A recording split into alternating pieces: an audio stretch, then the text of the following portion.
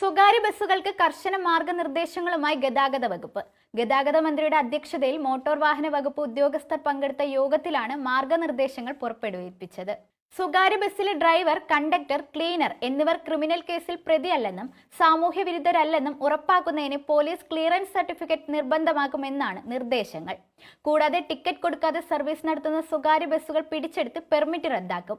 സ്വകാര്യ ബസ്സുകൾ മുഖേനയുണ്ടാക്കുന്ന അപകടങ്ങളിൽ മാരകമായി പരിക്കേൽക്കുകയോ മരണം സംഭവിക്കുകയോ ചെയ്താൽ ഡ്രൈവറുടെ അശ്രദ്ധ കൊണ്ടാണോ എന്ന് മോട്ടോർ വെഹിക്കിൾ ഉദ്യോഗസ്ഥർ അന്വേഷിക്കും. ഡ്രൈവറുടെ അശ്രദ്ധ കൊണ്ടാണെങ്കിൽ ലൈസൻസ് 6 മാസം സസ്പെൻഡ് ചെയ്യും. കൂടാതെ വാഹനത്തിന്റെ പെർമിറ്റ് 6 മാസത്തേക്ക് റദ്ദാക്കാനുള്ള ശുപാർശ RTO മീറ്റിംഗിൽ നൽകി നടപടിയെടുക്കുകയും വേണം. യാത്രക്കാരോട്, പ്രത്യേകിച്ച് സ്ത്രീകളോടും കുട്ടികളോടും നല്ല രീതിയിൽ പെരുമാറുന്നതിനും വാഹനത്തിന്റെ ഡോർ അടച്ച് സർവീസ് നടത്തുന്നതിനും ബസ് ജീവനക്കാർ ട്രെയിനിംഗ് നൽകണം.